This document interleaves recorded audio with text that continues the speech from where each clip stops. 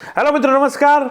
અમેરિકામાં વધુ એક ભારતીય પરિવારનું રહસ્યમય રીતે મોત થયું છે, જેમાં પૂરો પરિવાર સામેલ છે.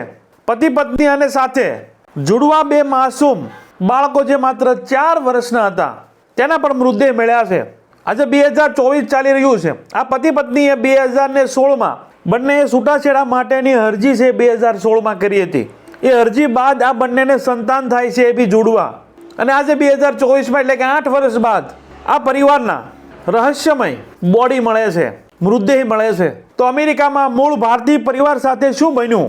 આ પરિવારની હત્યા થઈ છે કે આત્મહત્યા થઈ છે કે પછી કોઈ દ્વારા હત્યા કરવામાં આવી છે? કેમ કે બંનેને છૂટાછેડાની 8 વર્ષથી વાતચીત ચાલુ હતી અને 8 વર્ષ બાદ આ પૂરા પરિવારની, આ માસૂમ બાળકોની પણ આ બોડી તેના ઘરમાંથી મળે છે. તો પૂરી ઘટનાને આપણે સરળ ભાષામાં સમજીશું. અમારી ચેનલમાં ભારતમાં અને ગુજરાતમાં જે બી ઘટનાઓ ઘટતી હોય છે, સાથે મૂળ ભારતીયો છે, મૂળ ગુજરાતીઓ છે જે વિદેશમાં રહે છે, તેની સાથે બી કોઈ અઘટિત ઘટનાઓ ઘટતી હોય છે તો તેનો બી વિડીયો બનાવી અને તેનો અવાજથી સરકાર સુધી પહોંચે અને તેને ન્યાય મળે એ માટે આપણે વિડીયો બનાવતા હોઈએ છીએ, એની સ્ટોરી બનાવતા હોઈએ છીએ. તો આવા નવા વિડીયો જોવા માટે અમારી ચેનલને તમે સબસ્ક્રાઇબ કરી શકો છો. બાજુનું બેલ આઇકન છે તેને ઓલ સિલેક્ટ કરો, જેથી કરી અમારો વિડીયો અપલોડ થાય તરત જ તમને નોટિફિકેશન મળી જાય. વિડીયોની શરૂઆત કરીએ. આ અમેરિકામાં રહેતો ભારતીય મૂળનો પરિવાર જે મૂળ કેરળનો હતો, જેમાં 42 વર્ષીય આનંદ સુજીત હેનરી અને 40 વર્ષીય તેની પત્ની જે મૂળ અમેરિકન હતી, જેનું નામ એલિસ પ્રિયંકા હતું. આ કપલને જુડવા બાળકો હતા, તે 4 વર્ષના હતા, જે બાળકોનું નામ નોહ અને નેથન હતું. આ પરિવાર છેલ્લા 9 વર્ષથી અમેરિકામાં સ્થાયી થયો હતો અને અમેરિકામાં રહેતો હતો. આનંદ વ્યવસાયે સોફ્ટવેર એન્જિનિયર હતો અને તેની પત્ની એલિસ જે સિનિયર એનાલિસ્ટ હતી. આ પરિવારના પાડોશીના કહેવા પ્રમાણે આ પરિવાર છે ખૂબ પ્રેમાળ અને હળી મળીને રહેનાર પરિવાર હતો, ખૂબ ખુશ પરિવાર હતો. તેમ છતાં બંનેએ 2016માં છૂટાછેડાની અરજી કરી હતી. કોર્ટમાં પ્રોસેસિંગ અને આ છૂટાછેડાની અરજી છે એ કંઈક અટકી જાય છે અને પ્રોસેસ છે એ પૂરી થતી નથી. બાદમાં આ કોર્ટમાં 2016માં છૂટાછેડાની અરજી કરી હતી, છતાં બંનેને સાથે રહેવું જ નહોતું, છતાં બંનેને 2020માં છે જુડવા બાળકનો જન્મ થાય છે. જે હાલ આ ઘટના બની ત્યારે 4 વર્ષના હતા, જેનું નામ નોહ અને નેથન, જે તમને આગળ જણાવ્યું. કદાચ પહેલાં કોઈ અણબનાવ હોય, બાદમાં છે વાતની સમાધાન થઈ ગયું હોય, બંને છે સાથે જીવવા લાગ્યા હોય અને કોર્ટની પ્રોસેસ છે તે થતી ન હોય, બાદમાં છે બંને હળી મળીને રહ્યા હોય અને બાદમાં તેને સંતાન થયા હોય, ત્યારે જ આ પાડોશીઓ કહેતા હોય કે ભાઈ ખૂબ પ્રેમાળ અને સંપીને રહેવાવાળો પરિવાર હતો. અને આ છૂટાછેડાના 2016થી છૂટાછેડાની અરજી કરી હતી. 2020માં જે જુડવા બાળકના જન્મ થાય છે, એટલે કે છૂટાછેડાની અરજીના 8 વર્ષ બાદ 2024માં આ ઘટના બને છે. આ ઘટનાની વાત કરીએ તો તેના સંબંધી છે તેને કોન્ટેક્ટ કરે છે, ફોન લગાવે છે, ફોન કોઈ ઉપાડતું નથી. બાદમાં તે ત્યાં જાય છે અને પોલીસને જાણ કરે છે કે અમારા સંબંધી છે, ઘર ખોલતા નથી અને ફોન રિસીવ કરતા નથી. પોલીસ આ ઘટના સ્થળે આવે છે. આજુબાજુના દરેક જગ્યાએ એની શોધખોળ થાય છે, મળતા નથી. ઘરની અંદર ઘૂસાય એવું હતું નહીં, દરવાજા છે એ પેક હતા.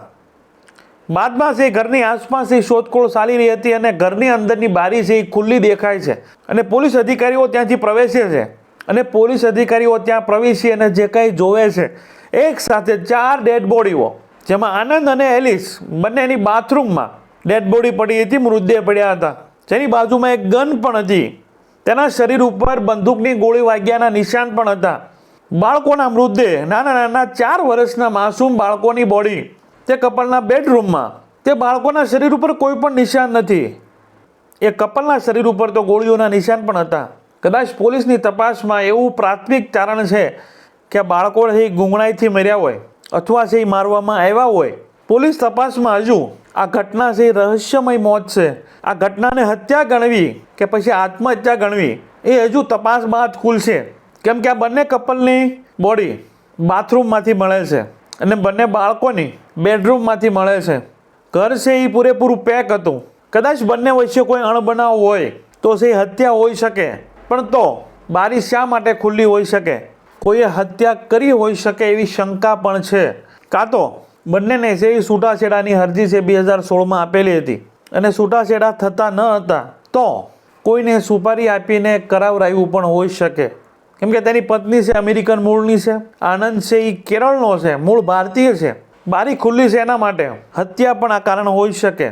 અને મુખ્ય વાત કે આ પૂરા ઘરમાંથી કોઈ સુસાઇડ નોટ છે એ મળતી નથી, એટલે આ હત્યાનું છે રહસ્ય ખૂબ વધી રહ્યું છે.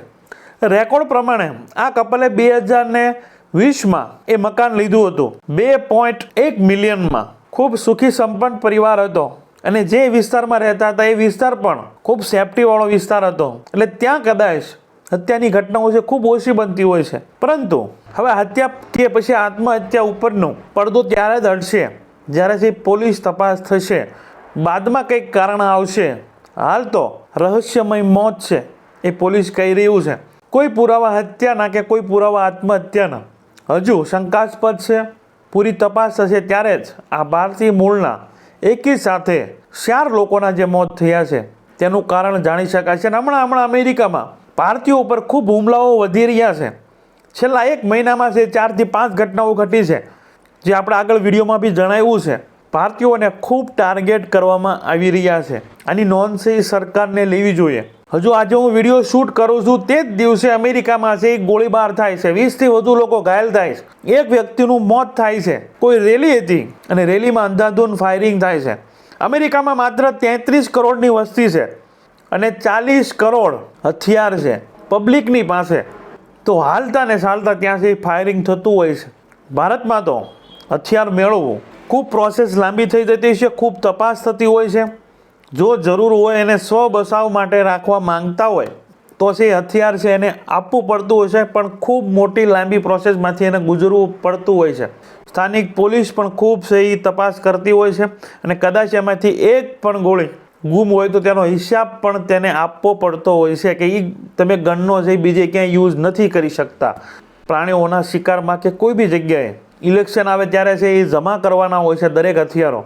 તો અમેરિકા ખૂબ જ પ્રગતિશીલ મહાસત્તા ઉપર છે અને ત્યાં 33 કરોડની વસ્તી અને 40 કરોડ હથિયાર છે. તો આવી ઘટનાઓ છે એ બની રહી છે અને આના ટાર્ગેટ છે ભારતીયો બની રહ્યા છે. તો આ ઘટના વિશે તમારું શું કહેવું છે, તમારા વિચારો છે જરૂર કમેન્ટ બોક્સમાં છે રજૂ કરજો.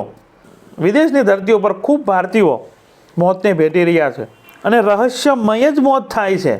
શરૂઆતમાં તો પરફેક્ટ કોઈ કારણ મળતું જ નથી, બાદમાં તપાસ બાદ ખુલાસા થાય છે કે હત્યા છે કે આત્મહત્યા છે.